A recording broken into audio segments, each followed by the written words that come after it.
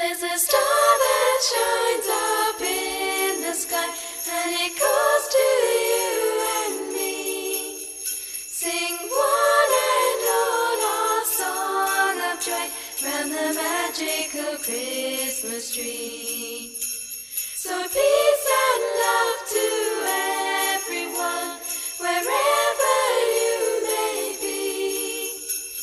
We'll join our hands and lift our hearts round the magical Christmas tree.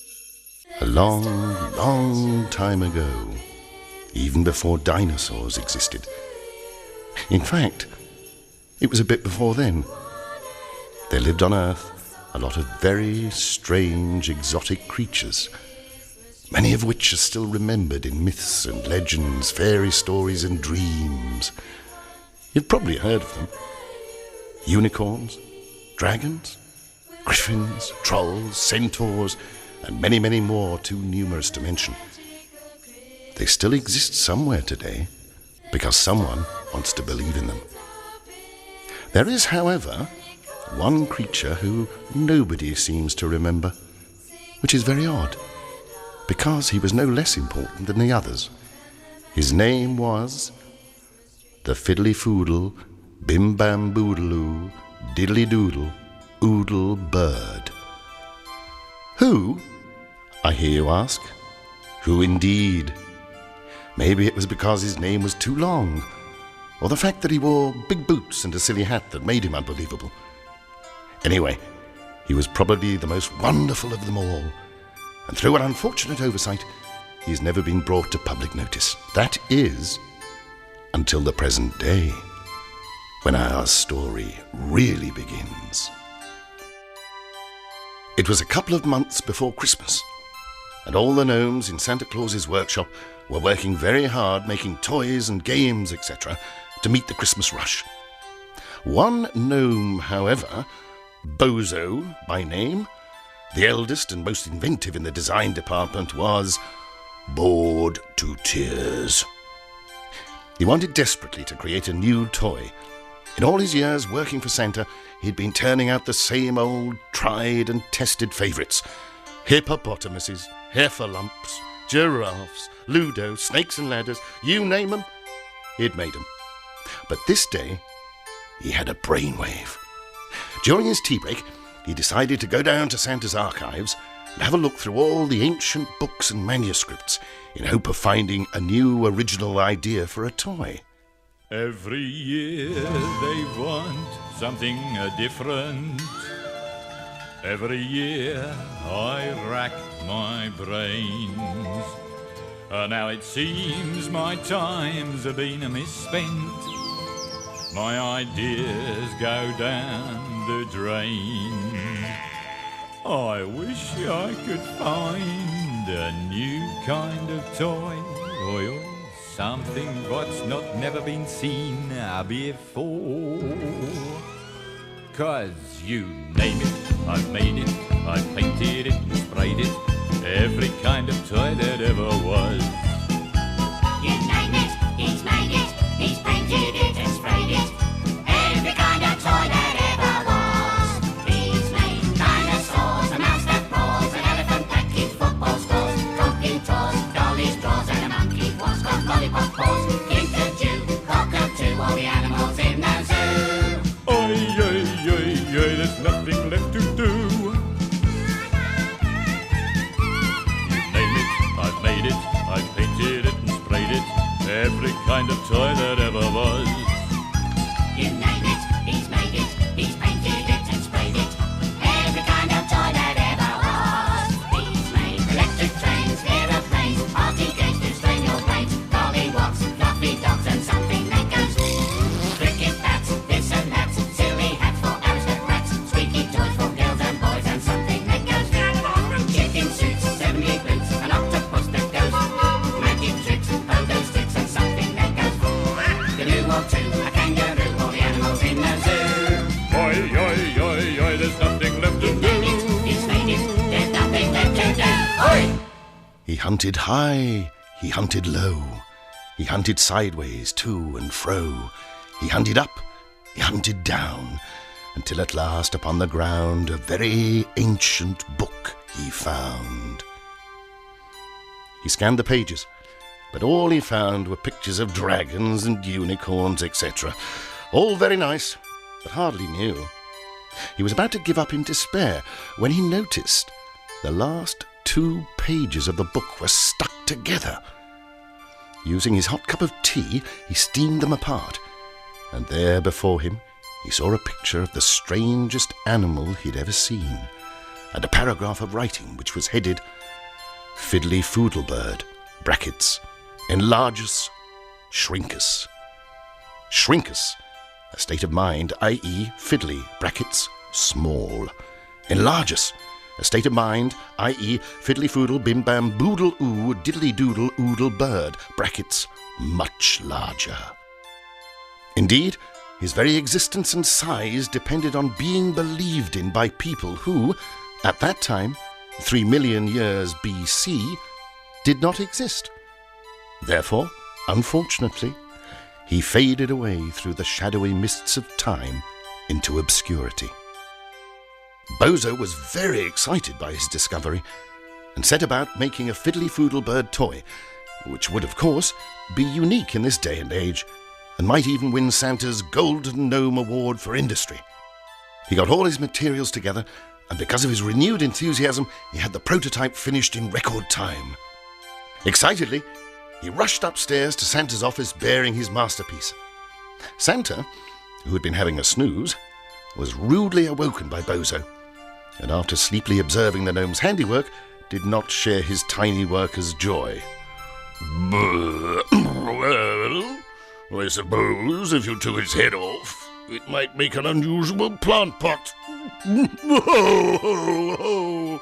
He said. Bozo was horrified. I can't do that, Santa. That'd spoil the artistic lines of the model.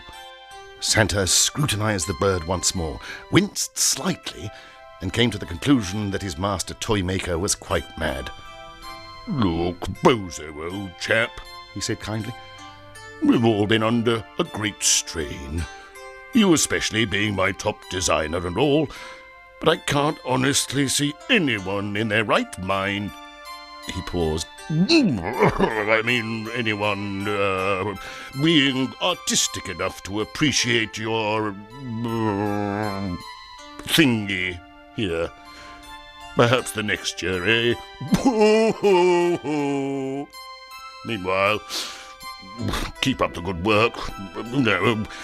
Plenty of heffalumps, hippopotamuses.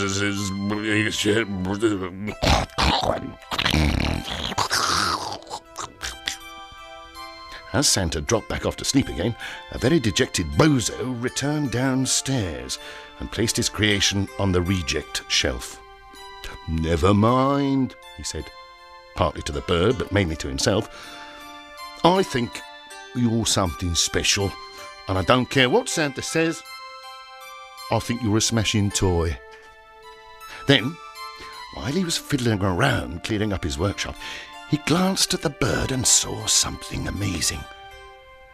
A teardrop was trickling down the toy's beak. He couldn't believe his eyes, and very gently he carried the crying toy back up to Santa. Santa, who was a little taken aback at seeing the gnome so soon again, grumpily inspected the Fiddley Foodlebird and had to admit that something very unusual was happening.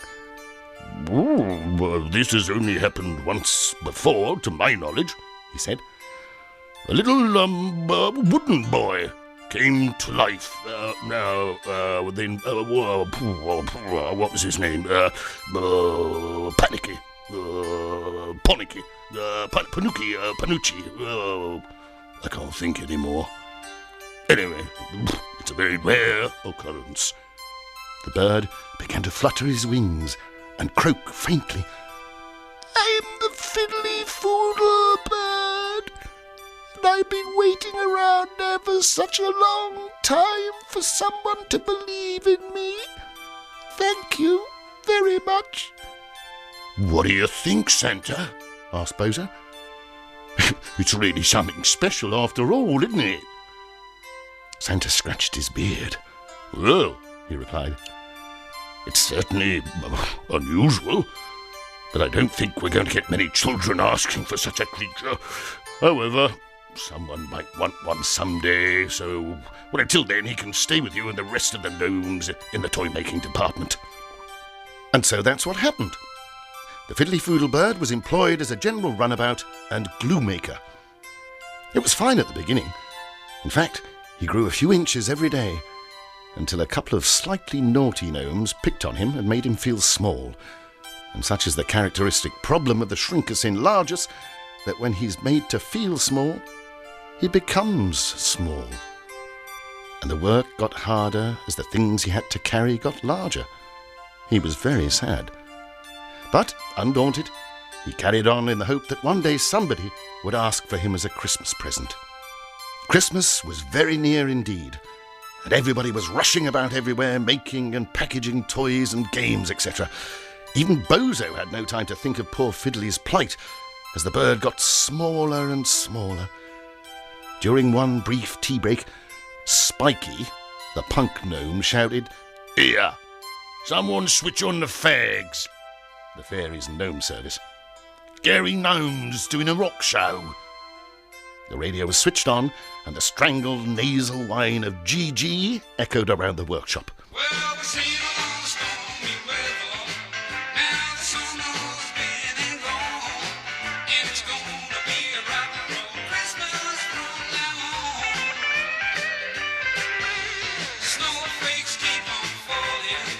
I tell you, winter's coming on, and it's gonna be a rock and roll Christmas from now on.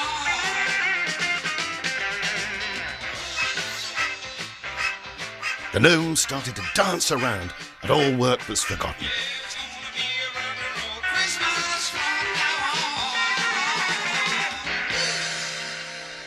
on. Only the Fiddley Foodlebird, whose musical tastes were more prehistoric, kept on carrying wood and glue about.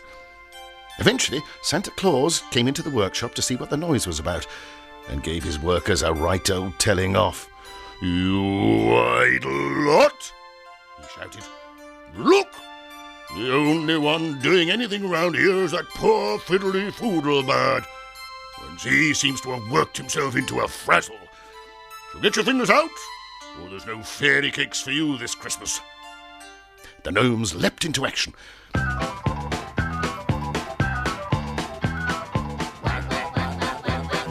Tick-tick-tapping away. There's lots of things we've got to do in time for Christmas Day. Tick-tick-tapping away. We've got to fill up Santa's bag in time for Christmas Day. Right, where's that bird? Me? You bring us the wood and the glue. You're just a fiddly foodle.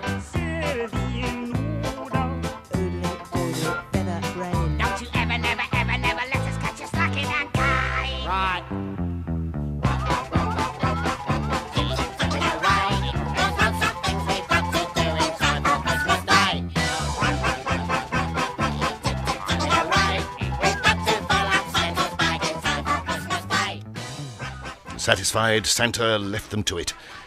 But as soon as he'd gone, the naughty gnomes started having little digs at the Fiddley Foodlebird, calling him Santa's pet, etc., and succeeded in making him feel even smaller. So small, in fact, that he just couldn't carry things anymore, and had to go to his lonely glue room to rest. Even then, he tried to carry on working by stirring his glue pot. A wood and glue, a nail or two. That's all I do to make your dreams come true. Oh, why don't you believe in me and make me real like you? Do. Oh, I'm so blue.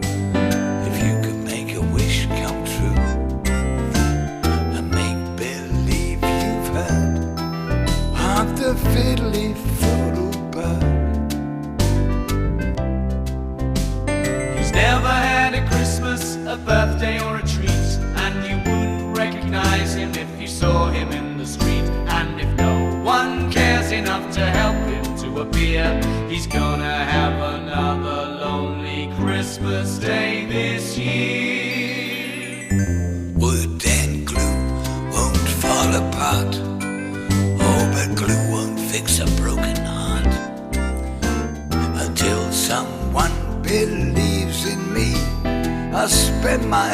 I through.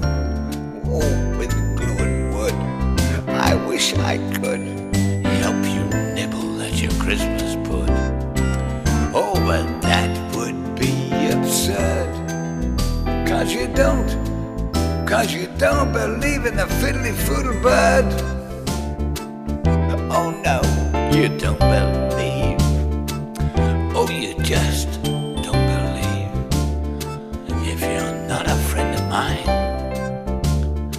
well, I'm getting smaller all the time. I'm getting smaller all the time. But finally, totally exhausted, he had to admit defeat and just managed to climb his weary way up to his little bed on the shelf above the sacks in the dispatch room. He soon fell fast asleep, dreaming and hoping that one day he would find a friend who would believe in him enough to make his dreams come true. Meanwhile, in a little town of Tumbleton-on-Wear, a small boy was fast asleep and was, strangely enough, dreaming exactly, almost, the same dreams as the fiddly foodle bird. He was also rather sad, but not quite for the same reasons. His parents, a pair of very eccentric explorers, from a very long line of eccentric explorers, had gone off to the Pacific Ocean, intending to prove a theory laid down by Edward Lear that the Jumblies did go to sea in a sieve. And, being a slightly potty couple, were going to attempt a crossing of the ocean in the same manner. As they'd only taken a year's supply of lupins, their staple diet, they had been expected back before Christmas, but by now were well overdue.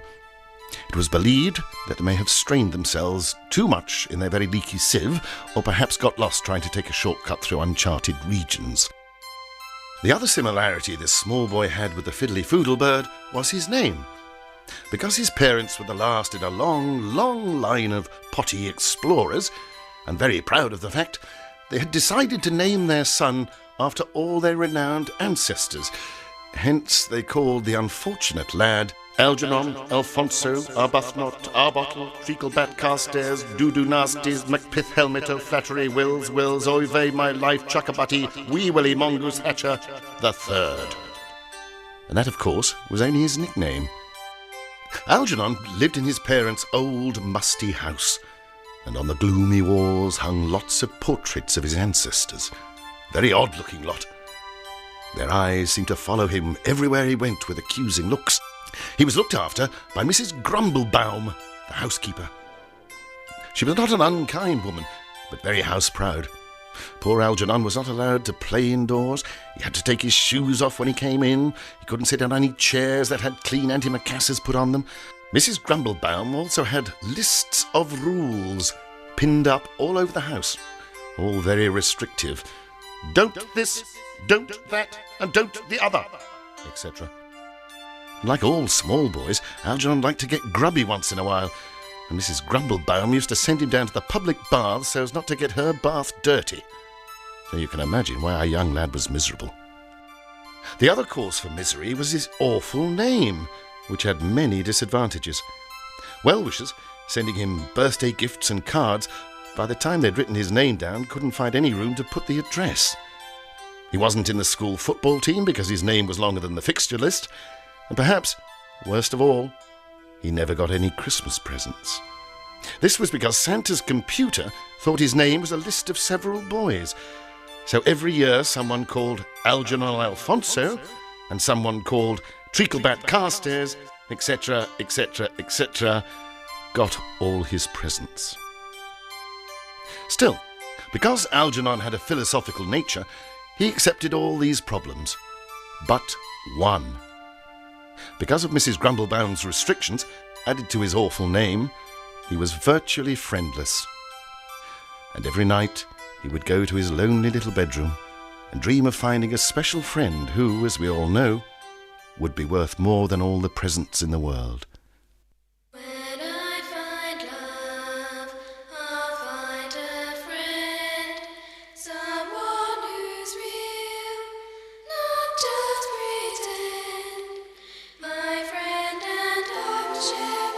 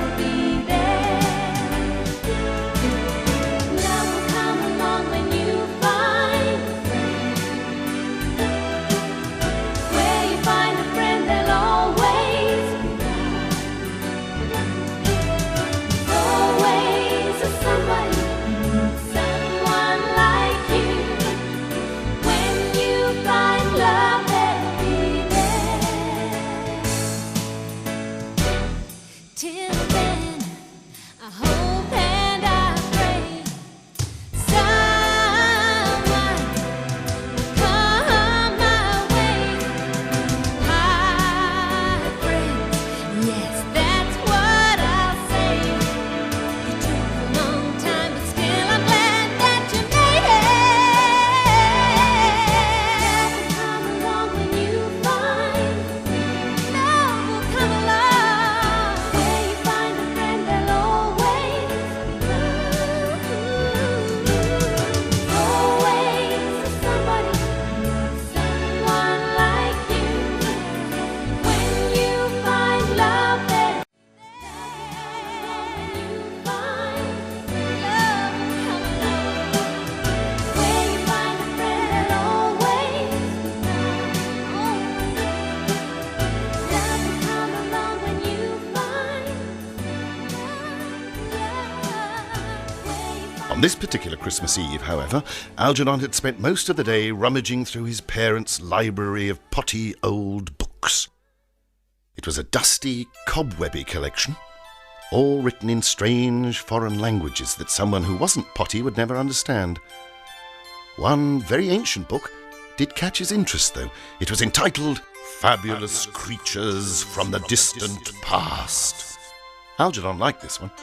It had lots of pictures of dinosaurs and strange mythical animals in it. He took the book into the living room and by the glow of the fire curled up in a chair and proceeded to flick through the pages. After quite some time the fire died to glowing embers, and Algernon, his eyelids drooping, came to the last page. Sleepily, he saw a picture of the silliest looking bird he'd ever seen. The Fiddley Foodle bird?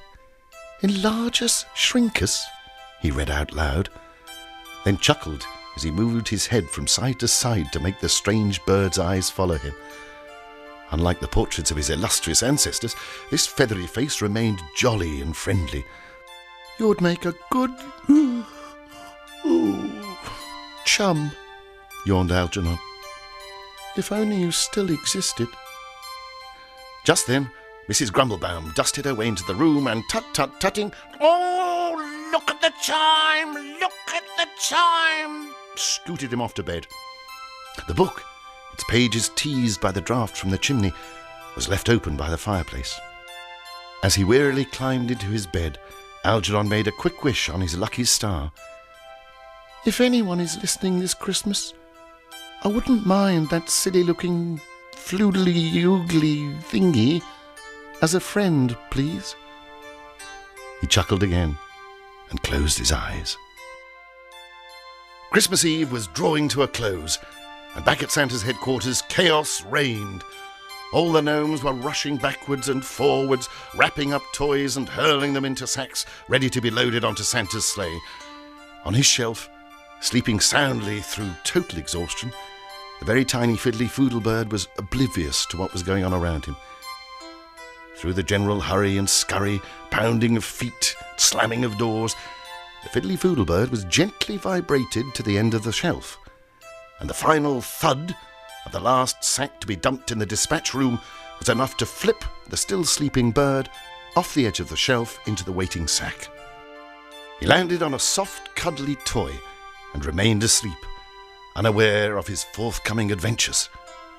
The sack was eventually loaded onto Santa's sleigh and whisked off into the crisp Christmas night as Santa glided off to make his long journey.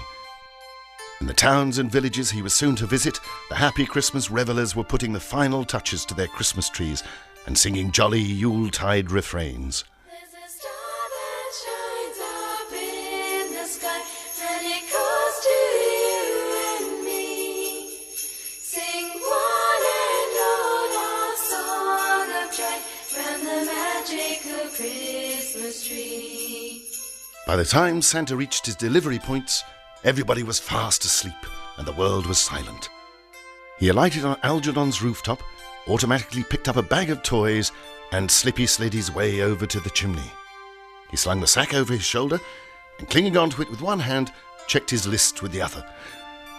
Oh dear, nothing here. Time for a break, I think. Placing the sack next to the chimney, He pulled out his thermos flask of hot chestnut soup and poured himself a cup. Inside this particular sack, the fiddly Foodlebird was still fast asleep. As Santa picked up his toys after his break, he unfortunately slipped, and a few tumbled out onto the roof. The fiddly Foodlebird was by now very tiny, and slipped down into the guttering head-first into a pile of snow. Santa picked up his toys, and unaware of the little bird's plight, clambered back onto his sleigh and took off into the night. The fiddly Foodlebird was rudely awakened by his fall, and looking round, and finding he was all alone, became very frightened and very, very cold. He scrambled his way back up to the chimney, which was still slightly warm, and climbing into its shelter from the bitter wind, began to descend. About halfway down, unfortunately, he slipped, but luckily his hat hadn't shrunk as much as he had, and he was able to use it as a parachute. On reaching the cold ashes at the bottom of the chimney, Fiddley stared miserably out into the spooky living room of the Mongoose Hatcher household. He shrank even smaller, and longed to be back in his tiny bed in Santa's dispatch room. He was very, very tired, and looking through half-closed, sooty eyes, saw what looked like a welcoming bed. It's an easy mistake to make when you're only 4 inches tall, to climb into an open book and pull a couple of pages over you like blankets, then close your eyes.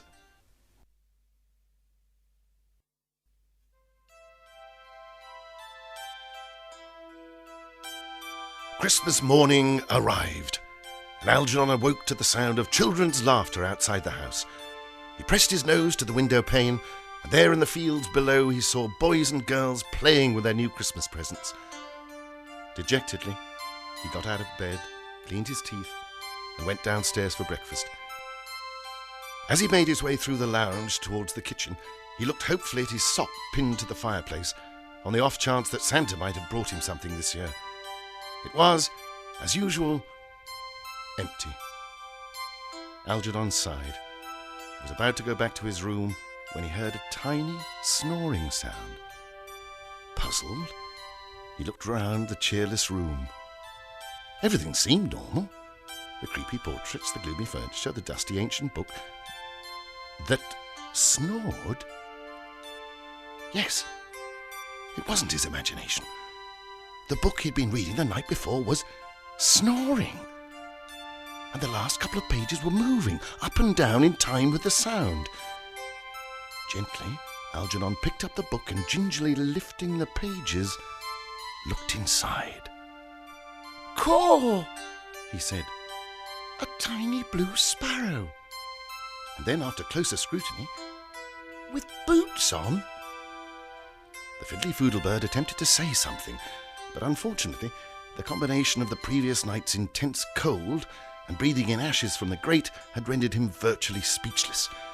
But on seeing Algernon's obvious pleasure on finding him, he managed to grow a little, big enough to croak, "Help me grow, please, and I'll be able to talk to you."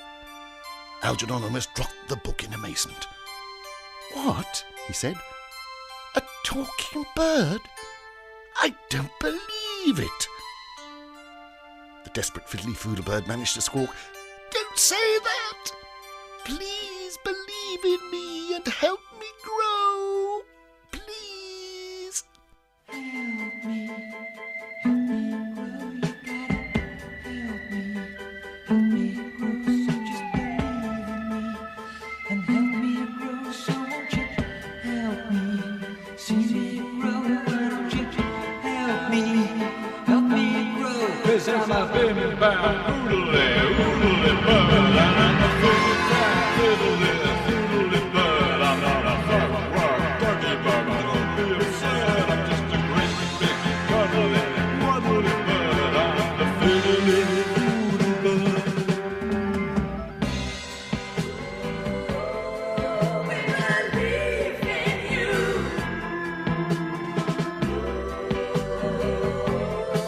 We believe in you.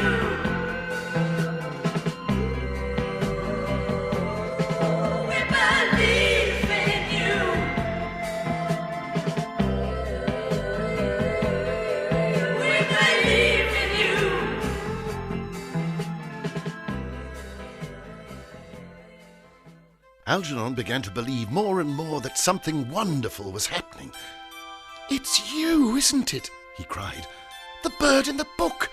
It must be a magic book, because I made a special wish for you last night, and now you've come to life." Thus encouraged, the Fiddley Foodlebird continued to grow at an alarming rate until he reached the height of approximately 12 feet and turned a glowing pink colour. And then, in a big booming voice, he said, "That'll do for now, I think. Thank you very much." Algernon watched this startling spectacle with his mouth hanging open and his eyes bulging. "I don't believe it," he gasped. The Fiddley Foodlebird immediately shrank down to 5'6". "Don't say that," he pleaded. "Please keep believing in me, or I'll fade away to nothing, and then we couldn't become friends." Algernon's eyes opened a little wider. "Friends?" he said. "You'd like to be my friend? I'm sure you wouldn't say that if you knew my name." The Fiddley Foodlebird grew back to about 7 foot, turned a warm yellow colour, and said, "I bet your name isn't as silly as mine." They both told each other their names and ended up sitting on the floor laughing till they cried. And after a while, their laughter subsided, and they told each other their individual life stories. It was amazing how much they had in common. Both lonely, both with silly long names, and both had been given a hard time by the people around them. In no time at all, they became firm chums. The Fiddley Foodlebird was so pleased with his newfound situation that he began to hop up and down excitedly, and Algernon was quick to spot that the Fiddley Foodlebird's boots were leaving large sooty footprints all over Mrs. Grumblebaum's nice clean carpet, and joyfully he began to follow suit. A long time ago, before mashed potatoes, there was a band called the Red Hot Volcanoes. They moved to a beat, inspired by the heat. So to cool off the feet, they go. They hop from dusk till dawn. And that's how a brand new dance was born. Sooty footy, ooh, hot, hot, sooty footy, ooh, hot, hot. I'll show you what to do, baby, you can do sooty footy too. Along came the Romans with Nero the hero, a real pyro gyro boy. He was a weirdo. He invented some games which involved lots of flames. They said Nero's to blame as they went. His fiddle laid the rhythm down as he turned home into a red hot town. Sooty footy, ooh, hot, hot, sooty footy, ooh, hot, hot. Show you what to do, baby, you can do sooty footy too. Sooty footy, ooh, hot, hot, sooty footy, ooh, hot, hot. Show you what to do, baby, you can do sooty footy too. A guy out for fun was Attila the Hun, the well-known inventor of the hot cross bun. Unlike Alfred the Great, who just burnt up their cakes, Attila went higher, crying, "Rainbows of fire!" The old Hun cut a dash as he turned the world into heaps of ash. Sooty footy, ooh, hot, hot, sooty footy, ooh, hot, hot. It didn't take long before the noise of their merriment attracted the attention of Mrs. Grumblebaum. She rushed into the lounge and, on seeing the chaos and soot everywhere, added to the awesome sight of Algernon riding piggyback on a huge black bird with boots on, commenced to fall into a dead faint on the lounge floor. Algernon, though highly amused by this, was concerned enough to clamber from the Fiddley Foodlebird's back and go to Mrs. Grumblebaum's aid. With a groan, the housekeeper gradually recovered her senses. "Oh, what an horrible nightmare, Master Algernon!" she gasped. "I dreamt you were riding on the back of a great black hairy..." She stopped, speaking in mid-sentence, as over Algernon's left shoulder the sooty, smiling face of the Fiddley Foodlebird appeared. With a shriek of terror, Mrs. Grumblebaum ran from the room, only to appear moments later brandishing a large broom. She proceeded to try and whack the Fiddley Foodlebird, who proved much too agile for her. "Oh, get out of here, you stupid, great, silly, sooty thing!" cried Mrs. Grumblebaum as she chased him round the lounge. After a while, she became exhausted by her efforts and sank into a chair. The Fiddly Foodlebird peered fearfully at her from behind the sofa. Mrs. Grumblebaum turned to Algernon. What is that big, ugly lump in the silly hat anyway? She asked. He's my new friend, the Fiddly Foodlebird, replied Algernon. And we're going on fantastic adventures together. In fact, he might be able to help me find Mum and Dad. What's that? Wheezed Mrs. Grumblebaum. That stupid thing doesn't look as if it could find a pineapple in a bowl of plums. The Fiddly Foodlebird shrank about 2 feet. Don't say things like that, cried Algernon in dismay. If you say nasty things about him, he'll disappear. Thanks for warning me about that, Master Algernon, said Mrs. Grumblebaum, trying to think of something really nasty to say about the poor bird. And there'll be no adventures either. Isn't it enough that your parents go on these daft things and get themselves lost? She heaved herself onto her feet and proceeded to brush the little Fiddly Foodlebird out of the living room towards the back kitchen door.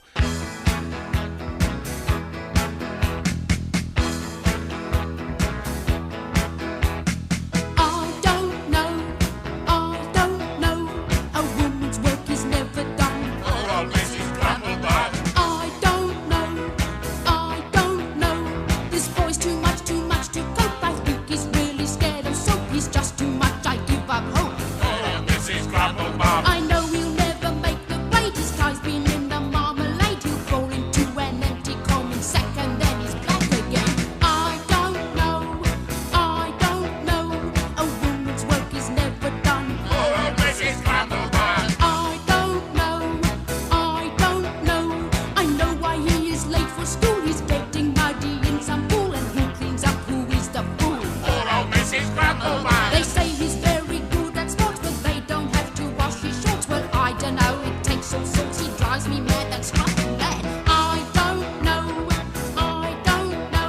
A woman's work is never done. Oh, Mrs. Grumblebaum. I don't know.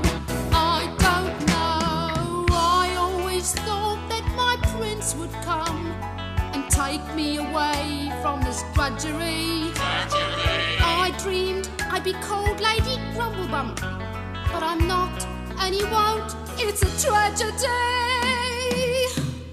I don't know. A woman's work is never done. Oh, Mrs. Grumblebaum. I don't know. A woman's work is never done. Oh, Mrs. Grumblebaum. I don't know. Big or small, I won't have no chickens with blotch on messing up this house. Algernon, who was running after her, cried, Stop calling him that, Mrs. G. He doesn't like it. Look, he's shrinking. Taking no notice at all, Mrs. Grumblebaum opened the back door, and with a flick of her broom, she propelled Fiddly into the windy, snow-covered garden. Algernon was horrified. Mrs. Grumblebaum, he shouted. You can't leave him out there. There's a terrible storm blowing up. Oh, you've just reminded me, she twittered. I must get the washing in. That nice, smartly dressed TV weatherman, Mr. Herring, did warn us about the approach of their horrible Hurricane Higgins. She ran out of the door and across the garden. By now the wind was much stronger. It was rattling the windows and blowing flurries of snow into Algernon's face as he looked around for some sign of his friend, who had seemingly vanished. Oh, where are you, Fiddly? He shouted. Please come back! I always knew there's still some magic in this world. I always knew there'd be somebody just for me, someone who'd come and make my dreams come true. And now there's you, I can smile and say I always knew. I knew if I wished every night on my lucky star so bright, everything would be alright. There would be laughter everywhere and adventures we could share in our castles in the air.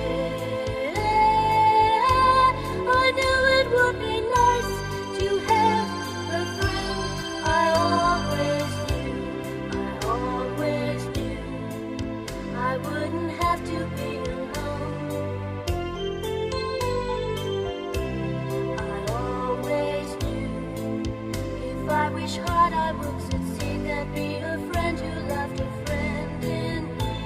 And now there's you, I can smile and say I always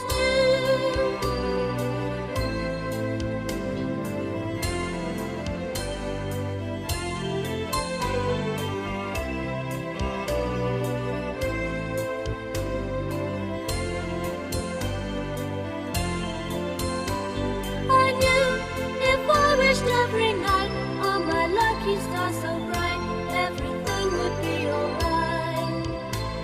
There would be laughter everywhere and adventures we could share in our castles in the air. I knew it would be nice to have a friend. I always knew I wouldn't have to be alone. I always knew if I wish hard I would succeed, there'd be a friend who'd love a friend in me. And now there's you, I can smile and say I always knew. Smile and say I always knew. I always smile and say I always knew. I always smile and say I always knew. I always smile and say I always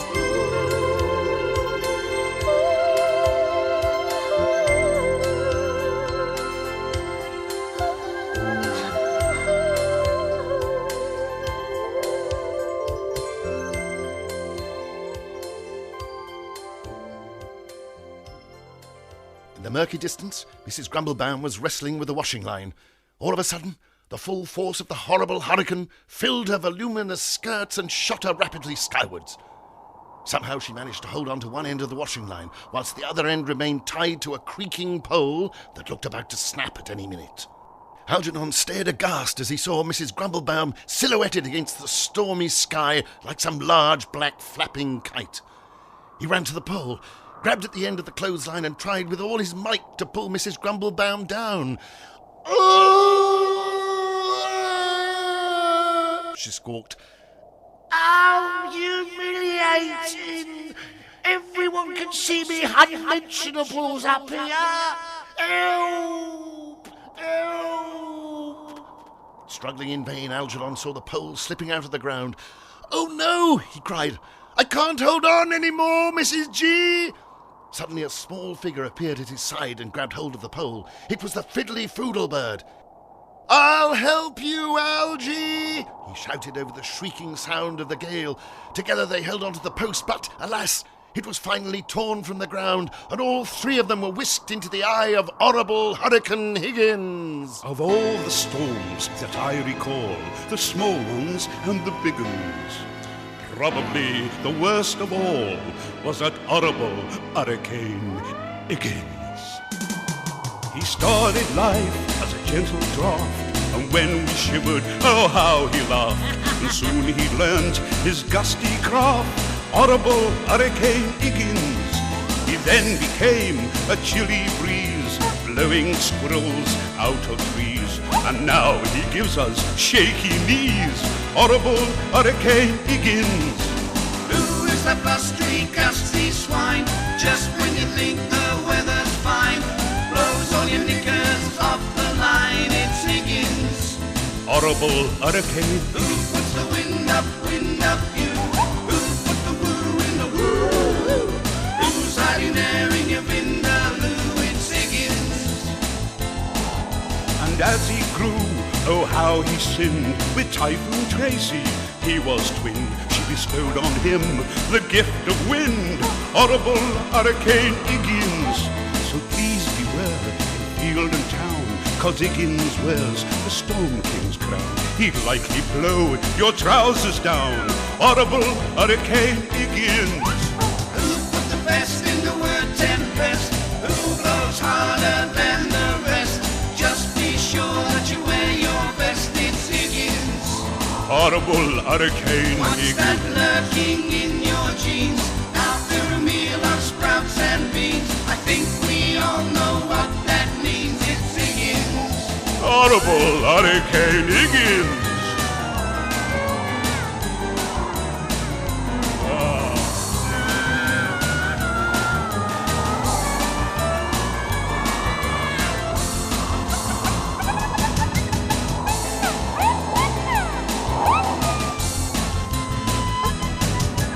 Who is that blustery, gusty swine? Just when you think the weather's fine, blows all your knickers off the line. It's Higgins. Horrible Hurricane. Who gets the wind up you? Who gets the woo in the woo? Who's riding there in your vindaloo? It's Higgins. Horrible Hurricane Higgins. Best in the word tempest. Who blows harder than the rest? Just be sure that you wear your vest. It's Higgins. Horrible Hurricane. What's that lurking in your jeans? After a meal of sprouts and beans, I think we all know what that means. It's Higgins. Horrible Hurricane Higgins. It's Higgins. It's Higgins. It's Higgins.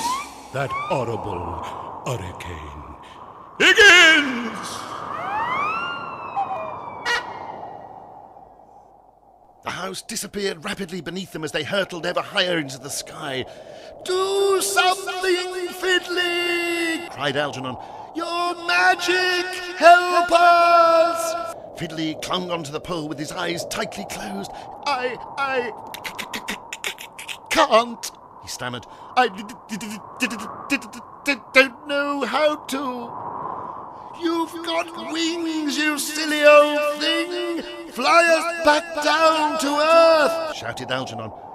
"I'm too small and the wind's too strong," Fiddley squeaked back. They were very high now and couldn't see the ground at all through the thick snowflakes. Algernon, being a bright lad, realised that the only way to make Fiddley grow was to make him think big. A double dose of confidence boosting from himself and Mrs. Grumblebaum was the only answer. "Mrs. Grumblebaum!" he shouted at the top of his lungs. "Fiddley can save us if you say something nice to him!" "Prunes!" bellowed Mrs. Grumblebaum. "Prunes!" said Algernon, perplexed. I like prunes. Prunes are nice, especially with a dollop of custard. "No!" interrupted Algernon. Listen, shout along with me. Think big, Fiddley. You can do it because you're the most fabulous bird that ever was. Mrs. Grumblebaum gave a scornful grunt, but she realised that if she didn't go along with the idea, she'd be hanging in the air like a great parachute for gosh knows how long. So that's what they both did. The Fiddly Foodlebird opened one eye cautiously as their shouts of encouragement echoed in his ears. Forgetting his terror, he frowned, then thought and thought very hard. "Think big, walk tall," he said to himself. "That's what Foodlebirds do best. Think big, and in this case, fly tall." It worked! He grew and grew, changing through all the colours of the rainbow as he got larger. "Hurrah!" cried Algy. "I knew you could do it, Fiddly!" Even Mrs. Grumblebaum was impressed by the amazing spectacle and continued to coax Fiddly on without any more prompting from Algernon. Fiddly was giant-sized now and glowed his brightest pink colour. Then, grasping the pole with his beak, he flapped his huge wings and, for the first time in his new life, flew! He battled against the powerful gusts of wind and, pulling his cheering cargo behind him, began his descent. Lower and lower they went until at last the house became visible beneath them. With a final mighty effort, the Fiddly Foodlebird landed by the back door. He shrank himself just enough to enter into the kitchen, and then, helped by Algernon, began to reel Mrs. Grumblebaum in as if she were a large flying fish. "Oh, well, looks, well, I never," squawked the windswept housekeeper as she was eventually yanked through the door and back into her beloved kitchen. Algernon slammed the door behind her, and they all stood for a while, huffing and puffing and brushing snow off their clothes. "Wow!" said Algernon. "Now that's what I call an adventure. And wasn't Fiddley great?" Fiddley, who was by now his normal yellow size, shuffled his boots with embarrassment and glanced bashfully at Mrs. Grumblebaum. "Well," she replied, "I suppose one could get used to him. That is, if he stopped dripping melting snow all over my nice clean floor." "So he can stay then, can he?" cried Algy, giving Mrs. Grumblebaum a quick hug. "Oh, yeah, Master Algernon, it's enough of that. Isn't my frock creased enough?" She looked at Fiddley and smiled.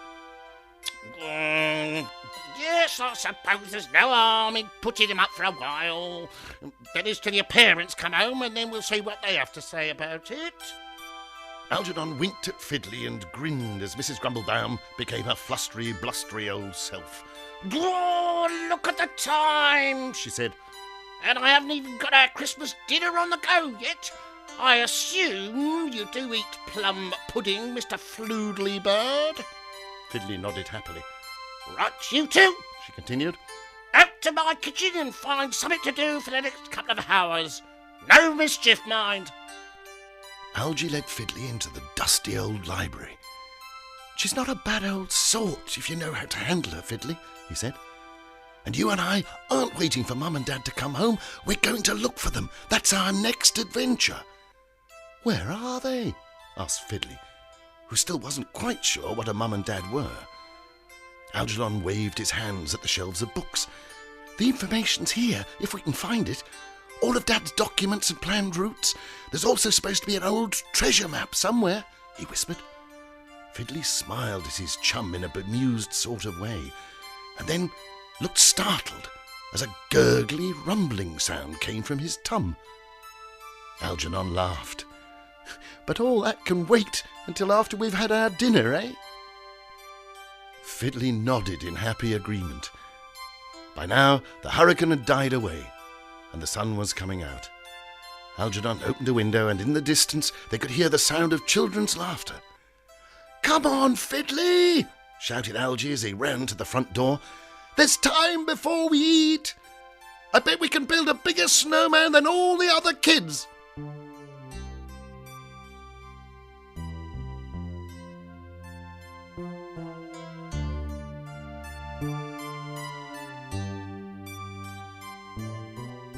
Laughing excitedly, they both ran out into the bright sunlight.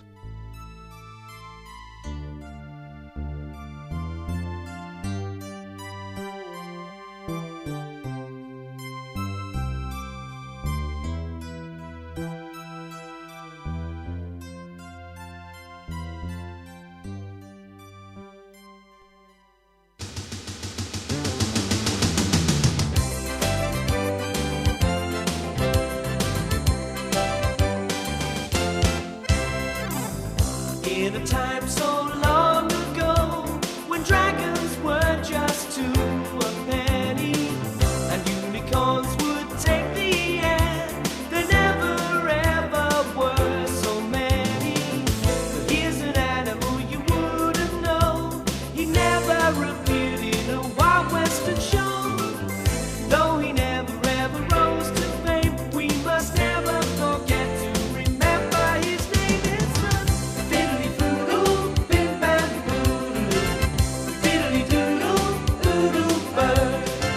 The Fiddly Foodle, Bim Bam Boodaloo, Fiddly Doodle, Doodle Bird. In a time so long